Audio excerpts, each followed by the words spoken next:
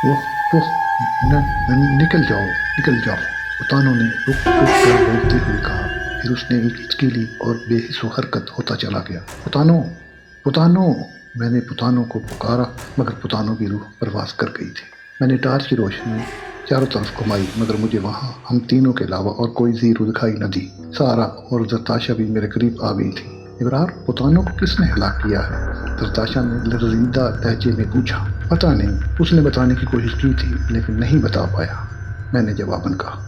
चले भाईजान, मुझे डर लग रहा है, सारा की कपकपाती आवाज़ सुनाई दी। मैं इस बात में सर हिलाते हुए उठा और हम आगे बढ़ने लगे। फिरौन के हरम में यकीनन कोई ज़ीरू या बदरू मौजूद था जिसने पुतानों को खंजर मार कर हलाक किया है, और ये भी हो सकता है कि हम पर भी वार करने की कोशिश करे। इसलिए अब हम इंतहाई होशियारी से आगे बढ़ रहे थे। हमारे पास तो हथियार भी नहीं थे जिससे हम बदरू का मुकाबला कर सकते। हम फूंक फूंक कर कदम उठाते हुए आगे बढ़ रहे थे। राहदारी काफ़ी तवील थी और दीवारों पर लटकी हुई परिंदों, जानवरों और हशरातुल अर्ज़ की तस्वीरों की वजह से हम पर खौफ गालिब था। आगे राहदारी दाएं तरफ मुड़ रही थी और मेरी समझ में नहीं आ रहा था कि हम किस राहदारी से मुड़कर इधर आए थे। राहदारी के इख्तिताम पर रुक कर मैंने टार्च की रोशनी दाएं तरफ राहदारी में डाली तो वो भी तवील राहदारी थी। फिर मैंने दाएं तरफ वाली राहदारी में टार्च की रोशनी डाली तो दूसरे ही लम्हे मैं बेख्तियार चौंक पड़ा, जबकि सारा और जरताशा राहदारी में एक मंजर को देखकर लरज़ गई और उन्होंने अपने अपने मुंह पर हाथ रख लिए, जिसकी वजह से उनके मुंह से निकलने वाली चीखें दब गई थीं। एक दीवार के करीब 4 इंसानी ढांचे मौजूद थे। इन ढांचों से जाहिर होता था कि वो 2 मर्दों और 2 खवातीन के ढांचे थे। उनको मरे हुए काफ़ी अरसा हो चुका था, इसलिए तो उनकी लाशें गलने के बाद अब सिर्फ हड्डियों के ढांचों में तब्दील हो चुकी थी और चिथड़े लटके हुए थे। उनके साथ उनके बैग भी पड़े हुए थे जो कि काफ़ी बोसीदा और मैले हो चुके थे। न जाने ये कौन बदकिस्मत थे जो इस हरम के अंदर आए थे और गालबन भूल भुलैयों में फंसकर आखिरकार मौत का शिकार हो गए थे। उनके लिबास से तो यही जाहिर होता था कि कोई मगरबी टीम काफ़ी अरसा पहले यहाँ फंसी थी। उनको शायद किसी खजाने की तलाश थी। उनकी मौत भूल भुलैयों में भटकने से हुई होगी और आखिरकार रास्ता न मिलने की वजह से भूख प्यास से एड़ियाँ रगड़कर मौत के मुंह में चले गए होंगे। कई सवालात मेरे जहन में उभर रहे थे। इब्रार, निकलो यहाँ से, वरना मैं खौफ से बेहोश हो जाऊंगी। जरताशा की आवाज़ मेरी सवाल से टकराई तो मैंने मुड़कर उसकी तरफ देखा। जरताशा, तुम दोनों अपने हवास पर काबू रखो। जब इतने खौफनाक मंजर दिखाई देंगे तो हम कैसे अपने हवासों पर काबू रख सकती हैं? सारा ने कहा। ठीक है, आओ, मैंने इस बात में सर लाते हुए कहा और दूसरी राहदारी की तरफ बढ़ गए। ये राहदारी भी आगे जाकर दाएं बाएं मुड़ रही थी। मेरी समझ में कुछ नहीं आ रहा था कि हम किधर जाएं। वैसी कौन सी राहदारी थी जो बाहर की तरफ जाती हो? राहदारी के इख्तिताम पर पहुंचकर हम फिर रुक गए। अब किस तरफ चलें? मैंने होंठ भेजते हुए कहा और फिर दाएं तरफ वाली राहदारी में दाखिल हो गए। अभी हम थोड़ी ही दूर गए थे कि अचानक एक कवि हैकल चमगादड़ राहदारी के कोने से निकल आया। इस कवि हैकल चमगादड़ की आंखों से आग के शरारे निकल रहे थे। चमगादड़ ने अपनी सुर्ख अंगारा आंखों से हमें देखा और एक क्रीहा चीख मारकर अंधेरे में गायब हो गया। चमगादड़ बहुत ही कवि हैकल और खौफनाक था। इस स्याह और भद्दे चमगादड़ को देखकर जरताशा और सारा की चीखें निकल गईं। मैंने टार्च की रोशनी राहदारी की दीवारों पर फेंकी, लेकिन स्याह चमगादड़ मुझे कहीं भी दिखाई न दी। न जाने वो कहाँ गायब हो गई थी। हम एक बार फिर आगे बढ़ने लगे। भाईजान, पापा को फ़ोन करें, वो अंकल हरतीक की मदद से हमें इस हरम से निकालेंगे। सारा ने कहा। उसकी तजवीज़ माकूल थी। चुनाचा मैंने अपनी जैकेट की जेब से अपना सेल फोन निकाला और पापा को कॉल करने लगा, लेकिन बदकिस्मती कि वहाँ सिग्नल नहीं आ रहे थे, इसलिए कॉल नहीं हो सकी थी। मैंने सेल फोन ऑफ करके जैकेट की जेब में रख दिया। क्या हुआ? जरताशा ने पूछा। सिग्नल नहीं आ रहे। ओह, सारा और सताशा ने अपने अपने सेल फोनों से पापा को कॉल करने की कोशिश की, मगर उनके सेल फोन पर भी सिग्नल नहीं आ रहे थे। मुझे लगता है हम भी यहाँ दूसरे मुसाफिर की तरह भूख प्यास से एड़ियाँ रगड़ कर मर जाएंगे, जरताशा ने कहा। अल्लाह ना करे, सारा ने फौरन कहा। भाभी, आप कैसी बातें कर रही हैं? तो क्या कहूँ? जरताशा के लहजे में मायूसी थी। मायूसी की बातें नहीं करनी चाहिए। मैंने कहा, अल्लाह हमारी मदद करेगा और हम इस हरम से बाहर निकलने में कामयाब हो जाएंगे। अभी हम थोड़ा ही आगे गए होंगे कि हमें तबीज़ कालीन लटके हुए नजर आए। न जाने ये कालीन कपड़े या किस चीज़ के बने हुए थे जो अरसा दराज गुजरने के बावजूद अपनी जगह पर कायम और सही हालत में थे। मैंने गौर से देखते हुए कालीन का पर्दा एक तरफ किया तो ये देख कर मेरी आंखें हैरत की शिद्दत से पड़ने लगी कि दूसरी तरफ एक खूबसूरत कमरा था, जहाँ खूबसूरत कालीन और मरसिया کرسیاں اور ایک بڑی میز موجود تھی جو کہ بہت خوبصورت تھی۔ سارا اور زرتاشا بھی کمرہ کی زیبائش دیکھ کر حیران ہو رہی تھی۔ شاید یہ کمرہ ملکہ نفریتی کا تھا، میں نے کہا، لیکن میری بات کا کسی نے جواب نہ دیا۔ میں ان کی حالت سمجھ سکتا تھا، میں خود بھی اندر سے گھبرایا ہوا تھا، لیکن ظاہر نہیں ہونے دے رہا تھا۔ میں جانتا تھا کہ اگر میں نے ہمت ہار دی تو زرتاشا اور سارا تو ہمت ہارنے میں ایک سیکنڈ بھی دیر نہیں لگائیں گی۔ میں نے پردہ گرایا اور ہم آگے بڑھ گئے۔ راہداری کے اختتام پر پہنچ کر ہم ٹھٹک گئے، کیونکہ راہداری کے اختتام پر ایک دروازہ تھا جو کہ بند تھا، اور دروازے سے پہلے کچھ فاصلے پر فرش پر جگہ جگہ لوہے کی مہیں لگی ہوئی تھی، جن کی وجہ سے ان کے آگے جانے کا راستہ بند ہو رہا تھا۔ ہم واپس مڑے اور تیز تیز مگر پھونک پھونک کر قدم اٹھاتے ہوئے آگے بڑھنے لگے۔ مختلف راہداریوں میں گھومنے پھرنے کے باوجود جب ہم حرم سے باہر نکلنے کا کوئی راستہ دکھائی نہ دیا تو میں بھی مایوس ہونے لگا۔ جس نے بھی یہ حرم بنایا ہے انتہائی بیوقوف انسان تھا۔ زرتاشا کی جلی کٹی آواز سنائی دی۔ کیسے؟ میں نے پوچھا۔ اسے اتنی بھول بھلیاں بنانے کی کیا ضرورت تھی کہ انسان اندر آ کر واپس باہر ہی نہ جا سکے؟ اس دور میں ان لوگوں کو سارے راستے معلوم تھے۔ کاش ہم یہاں نہ آتے۔ سارا میری بہن پریشان نہ ہو، اللہ نے چاہا تو ہم جلد ہی اس حرم سے نکلنے میں کامیاب ہو جائیں گے۔ مجھے تو آپ بھی مایوس دکھائی دے رہے ہیں۔ نہیں، میں مایوس نہیں ہوں، میں نے کہہ تو دیا، لیکن یہ سچ تھا کہ میں بھی مایوس ہو چکا تھا۔ تھوڑی دیر سستانے کے بعد ہم پھر باہر جانے کا راستہ تلاش کرنے لگے۔ میں چونکہ سب سے آگے تھا، اس لیے میں پھونک پھونک کر قدم رکھ رہا تھا۔ ہم بھول بھلیوں میں گھومتے ہوئے واپسی اسی راہداری میں آ گئے جہاں پر پتانوں کی لاش پڑی تھی۔ مگر جیسے ہی میں نے ٹارچ کی روشنی پتانوں کی لاش پر ڈالی تو ایک لرزہ خیز منظر دیکھ کر میرے اوسان خطا ہو گئے۔ پتانوں کی لاش سے بے شمار سانپ اور بچھو چمٹے ہوئے تھے اور اس کو نوچ رہے تھے۔ یہ ہیبت ناک منظر دیکھ کر سارا اور زرتاشا خوف سے کانپ گئی۔ سانپوں نے پھن اٹھا کر جب ہماری طرف دیکھا تو ان کے منہ سے پھنکاریں نکلنے لگی۔ ہم بلاخیزی سے پلٹے اور دوڑتے چلے گئے۔ بھائی جان، بھابھی! اچانک مجھے سارا کی آواز سنائی دی تو میں نے رک کر اور پلٹ کر دیکھا تو میری آنکھیں پھٹی کی پھٹی رہ گئیں، کیونکہ وہاں زرتاشا موجود نہیں تھی۔ زرتاشا، زرتاشا! میں نے زرتاشا کو اونچی آواز میں پکارا، لیکن زرتاشا نے کوئی جواب نہ دیا۔ سارا کا چہرہ بھی دھواں ہو رہا تھا۔ زرتاشا، کہاں ہو تم؟ لیکن زرتاشا نے کوئی جواب نہ دیا۔ میرے دل میں ہولناک خیالات کسمسانے لگے، کیونکہ پتانوں بھی اسی طرح غائب ہوا تھا جس طرح زرتاشا غائب ہوئی تھی۔ زرتاشا، زرتاشا! میری آواز راہداری میں گونج کر رہ گئی۔ میں نے ٹارچ کی روشنی میں سب جگہوں پر دیکھ لیا، لیکن مجھے زرتاشا کہیں بھی دکھائی نہ دی۔ انجانے خوف میں میرا دل ڈوبنے لگا، مجھے اپنے ہاتھ پاؤں پھولتے محسوس ہونے لگے۔ زرتاشا میری زندگی کی ہم سفر تھی، میں اس کی جدائی ایک لمحے کے لیے بھی برداشت نہیں کر سکتا تھا۔ زرتاشا، کیا تم میری آواز سن رہی ہو؟ میں نے ایک بار پھر زرتاشا کو آواز دی۔ زرتاشا! سارا نے بھی اسے آواز دی۔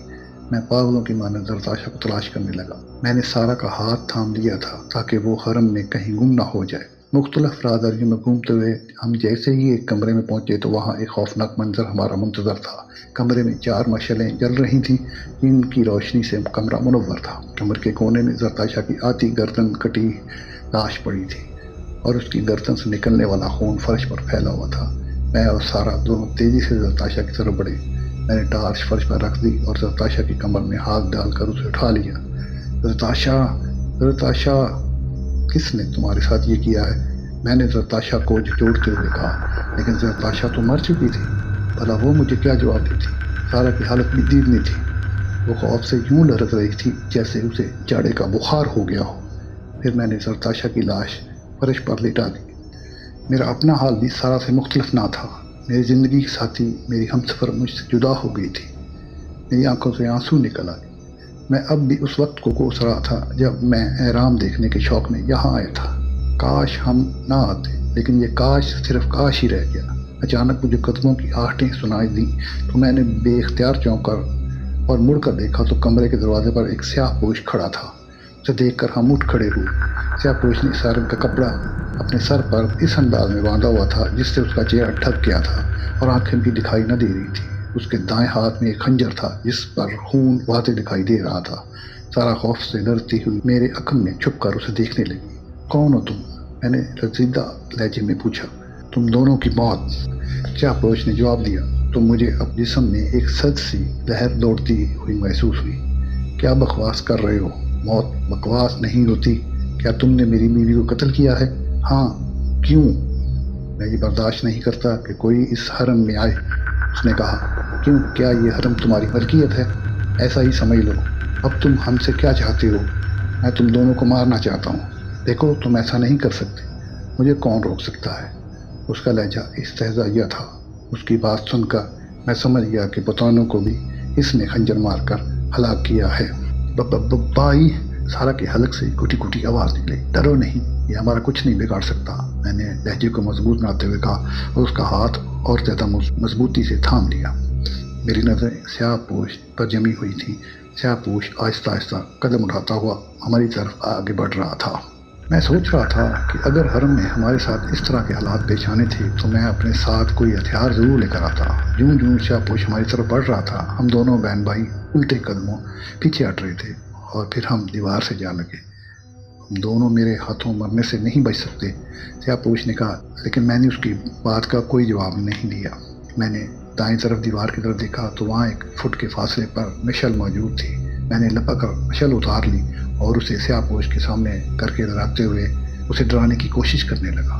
ہٹ جاؤ ہمارے راستے سے، ورنہ کیا، میں تمہیں اس مشعل سے جلا دوں گا۔ میری بات سن کر اس نے کہکہا لگایا، کوشش کر کے دیکھ لو۔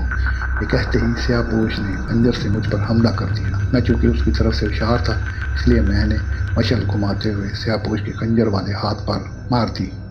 مشعل سیاہ پوش کے خنجر والے ہاتھ پر تو نہ لگی، البتہ وہ چند قدم پیچھے ضرور ہٹ گیا۔ ذرا تم دروازے کی طرف بڑھو، میں اسے دیکھتا ہوں، میں نے سارا سے مخاطب ہو کر کہا تو سارا لرزتی ہوئی دروازے کی طرف بڑھنے لگی۔ سیاہ پوش نے سارا کو خنجر مارنے کی کوشش کی، لیکن میں نے مشعل آگے کر دی، جس کی وجہ سے سیاہ پوش یکدم پیچھے ہٹ گیا۔ جلدی کرو سارا، میں نے کہا۔ اسی لمحے سیاہ پوش نے چیخ مارتے ہوئے مجھ پر حملہ کر دیا۔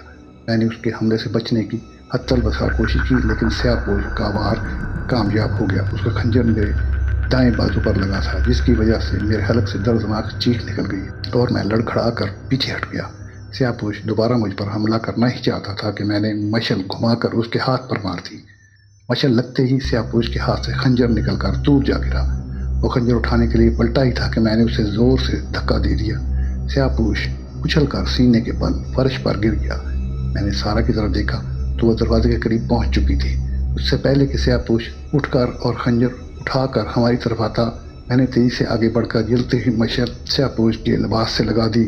اس نے میری بیوی کو قتل کیا تھا، پھر بھلا میں اسے کیسے زندہ چھوڑ سکتا تھا؟ جیسے ہی میں نے مشعل اس کے لباس سے لگائی تو اس کے لباس نے آگ پکڑ لی اور اس کا لباس سوکھی لکڑی کی طرح جلنے لگا۔ سیاہ پوش فرش پر کروٹیں بدل کر آگ بجھانے کی کوشش کرنے لگا، لیکن اس کی کوئی کوشش کامیاب نہیں ہو رہی تھی۔ اس کے حلق سے دل کو دہلا دینے والی چیخیں نکل رہی تھیں۔ نہ جانے میرے اندر کیسا پارا بھر گیا تھا کہ میں نے تیزی سے آگے بڑھ کر سیاہ پوش کا خنجر اٹھایا اور دوڑتے ہوئے سیاہ پوش کے پیٹ میں گھونپ دیا۔ سیاہ پوش کے حلق سے نکلنے والی چیخوں سے کمرہ باہر راہداری بھی گونج اٹھی تھی۔ میں نے اس کے پیٹ سے خنجر نکال کر دوبارہ اس کے سینے میں دل کے مقام پر گھونپ دیا۔ اس بار سیاہ پوش کے حلق سے نکلنے والی چیخوں سے مجھے اپنے کانوں کے پردے پھٹتے ہوئے محسوس ہوئے۔ پھر میں نے سیاہ پوش کو دھکا دیا تو وہ اچھل کر فرش پر گرا اور بری طرح سے تڑپنے لگا۔ میں نے اپنی ٹارچ اٹھا کر اپنی پتلون کی جیب میں ڈالی اور زرتاشا کی لاش اٹھا کر کمرے سے باہر نکل آیا۔ سارا، دروازے کو کنڈی لگا دو۔ سارا نے دروازہ بند کر کے باہر سے کنڈی لگا دی۔ دروازہ بند ہوتے ہی سیاہ پوش کی چیخیں بھی معدوم ہو گئیں۔ میں نے سارا کی لاش اپنے کندھے پر ڈالی اور ہم ایک بار پھر بھول بھلائیوں میں بھٹکتے ہوئے حرم سے باہر جانے کا راستہ تلاش کرنے لگے۔ میں دل ہی دل میں خدا سے دعا کرتے ہوئے مدد مانگ رہا تھا کہ وہ ہمیں بحفاظت اس حرم سے باہر نکال دے۔ شاید وہ وقت قبولیت کا تھا، اللہ نے میری فریاد سن لی تھی۔ مجھے مختلف راہداریوں سے گھومتے ہوئے ہم اس راہداری میں آ گئے جدھر سے ہم حرم میں داخل ہوئے تھے۔ دروازہ بند تھا، البتہ دروازے میں موجود ایک در سے ہلکی ہلکی روشنی اندر آ رہی تھی۔ اللہ تیرا لاکھ لاکھ شکر ہے، میں نے دل ہی دل میں اللہ کا شکر ادا کرتے ہوئے کہا اور ہم بہن بھائی دروازہ کھول کر حرم سے باہر نکل آئے۔ میں شدت غم سے نڈال ہو چکا تھا، مجھے سارا نے سہارا دیا ہوا تھا اور ہم لڑکھڑاتے ہوئے قدموں سے چلتے ہوئے بالآخر اپنی جیپ تک پہنچ گئے تھے۔ میں نے زرتاشا کی لاش جیپ کی پچھلی سیٹ پر لٹائی اور ڈرائیونگ سیٹ پر بیٹھ گیا، جبکہ سارا سائیڈ سیٹ پر بیٹھ گئی تھی۔ خوف کے تاثرات ابھی تک سارا کے چہرے پر نمایاں تھے۔ بھائی جان، مجھے بھابھی کی موت کا بے حد دکھ ہے، سارا نے میری طرف دیکھ کر کہا۔ تو میں نے نم آنکھوں سے اس کی طرف دیکھا. شاید اللہ کو یہی منظور تھا. میں نے دھیرے سے کہا اور جیب ٹاٹ کر کے آگے بڑھا دی. جب ہم انکل تاتیق کی رہائش گاہ پر پہنچے تو پاپا، ماما اور انکل تاتیق ہمیں اجڑے ہوئے دیکھ کر حیران رہ گئے. پاپا اور امی زرتاشا کو وہاں نہ پا کر پریشان ہو گئے تھے. ارے ابرار، یہ تم نے کیا حالت بنا رکھی ہے؟ پاپا نے پوچھا. زرتاشا کہاں ہے؟ اس بار امی نے پوچھا. اس نے زرتاشا کو قتل کر دیا ہے، میں نے بمشکل کہا تو سب حیران رہ گئے. امی کی حالت خراب ہونے لگی تھی.